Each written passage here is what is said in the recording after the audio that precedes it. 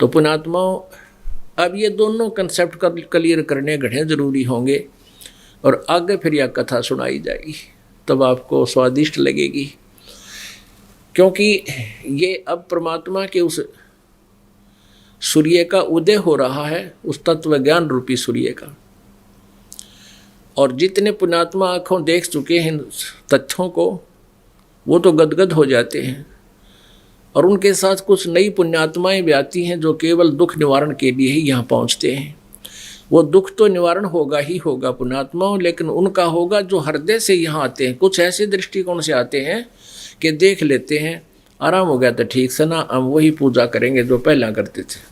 पहले वाली पूजा ने तुम्हारी देही तोड़ रखी, बिरान मट्टी हो रही, और फिर भी मन में न्यू रहा है देख लेंगे। वो देख ली पिछली, उनको तो छोड़ दो, वो पिछली देख ली, इतनी दुर्गति तुम्हारी हो ली।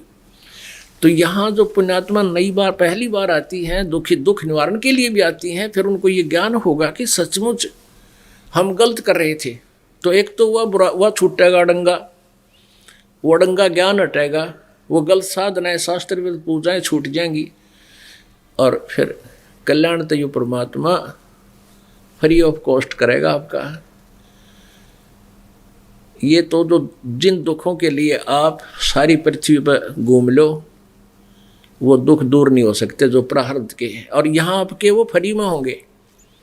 और बल्कि वो काम तो वैसे फ्री में होता है, और वास्तविक जो हमारा उद्देश्य है वो तो आपके जन्म और मृत्यु के इस दीर्घ रोग को नाश करने का है।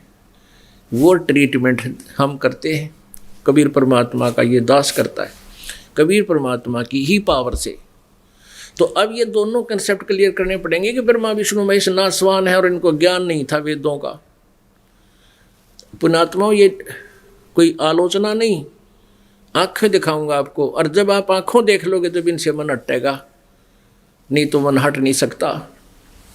तो आपका मन हटा, वहाँ से हृदय हटाने के लिए ये ज्ञान दिया जा रहा है।